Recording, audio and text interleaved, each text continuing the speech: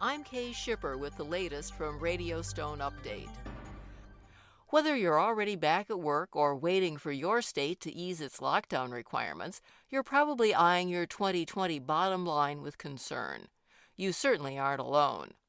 In a recently released study, the National Kitchen and Bath Association says the coronavirus has taken its toll on U.S. residential remodeling this year, but as restrictions loosen, things are looking up. In its 2020 Kitchen and Bath Market Outlook, the NKBA says that kitchen and bath spending has been increasing steadily in both 2018 and 2019. The initial report, done late last year, projects a strong 2020 bolstered by an especially strong first quarter.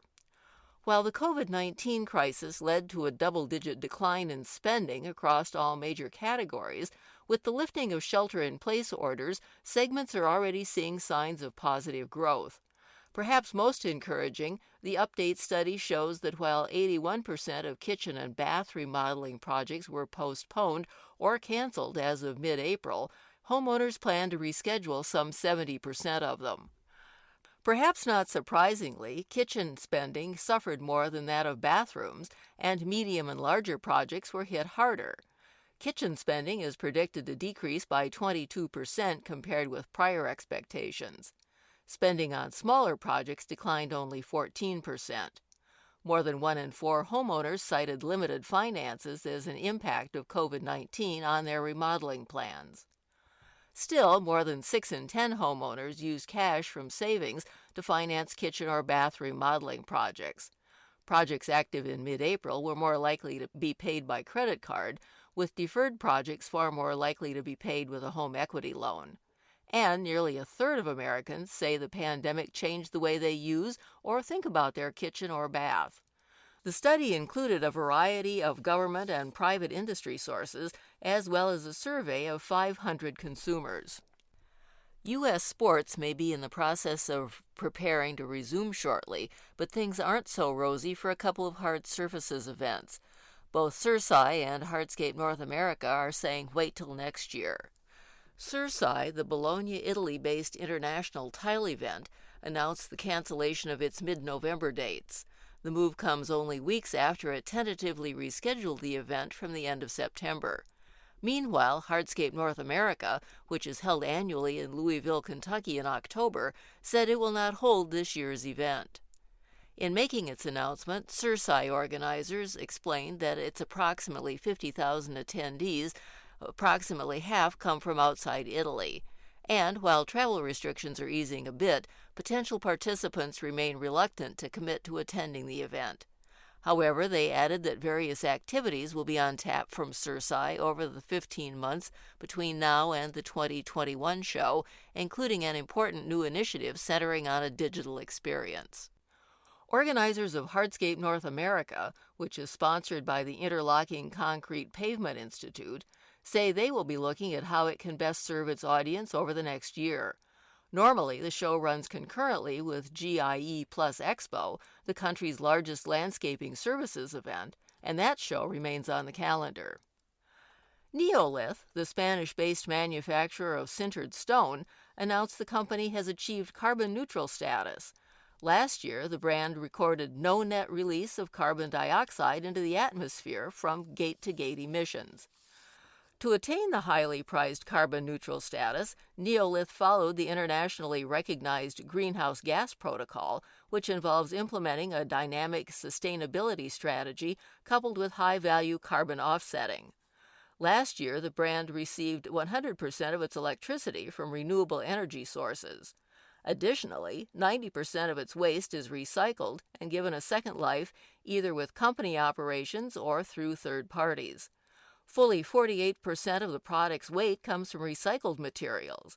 Additionally, plant machinery has been upgraded to improve energy efficiency.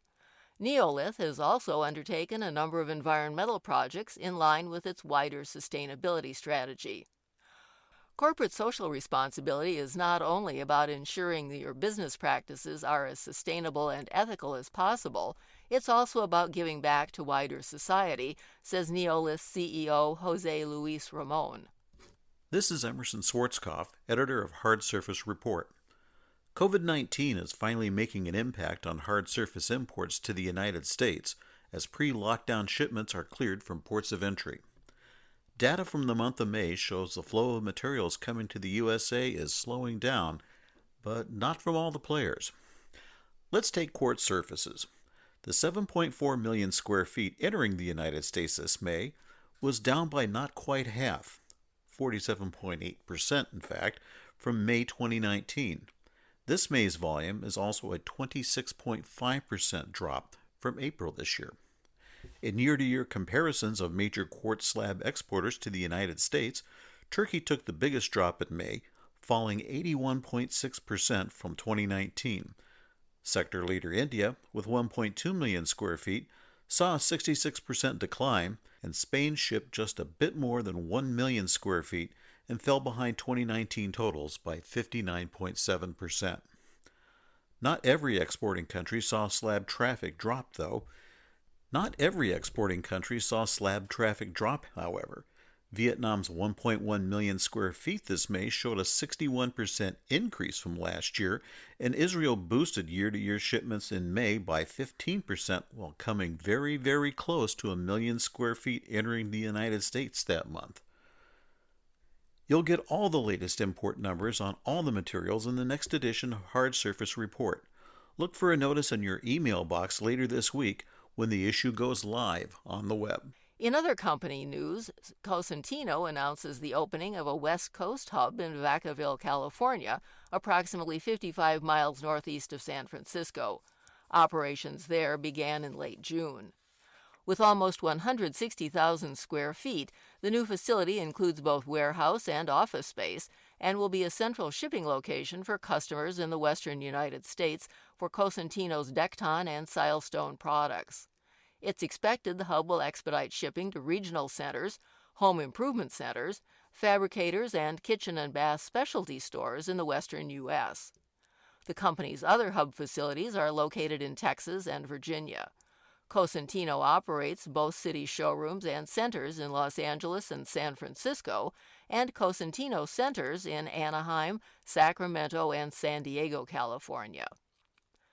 Cambria agreed to pay a civil penalty of $10,200 to the Minnesota Pollution Control Agency over environmental violations at its LeSueur, Minnesota facility. Cambria says the issues were unintentional and related to a confusing permit process. According to the LeSueur County News, the company identified the issues after doing a self-audit of its air permit in 2017. The issues centered on the company's air emissions permit and included not properly operating air emissions control equipment, failing to submit emissions testing plans and reports on time between 2013 and 2018, and submitting equipment certifications and evaluations late. All have been resolved. And finally, in news out of Hagerstown, Maryland, an Iowa-based manufacturer of commercial wood doors, laminate countertops, and vanity surfaces closed its doors there, idling 62 workers, according to a filing with the Maryland Department of Labor. A report from the Herald Mail Media in Hagerstown says a worker adjustment and retraining notification was filed with the department, indicating VT Industries closed the plant in mid-May. According to the VT Industries website, the plant opened the location in 2011 to manufacture laminate countertops. At the same time, the Iowa-based company closed an Indiana plant. There's been no indication if the laid-off employees have been offered jobs elsewhere in the company. VT Industries named a new president earlier in 2020.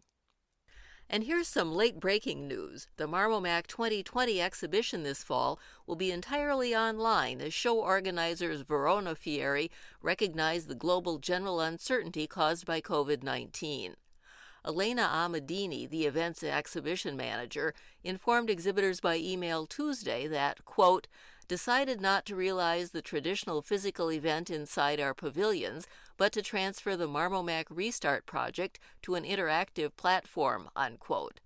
The online event will take place on September 30th through October 2nd, the same dates previously set for the physical show in Verona, Italy. Keep up with all the industry news through our online newsletter, Slab and Sheet.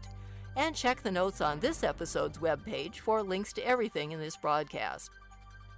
I'm Kay Shipper for Radio Stone Update, and we'll see you here again soon.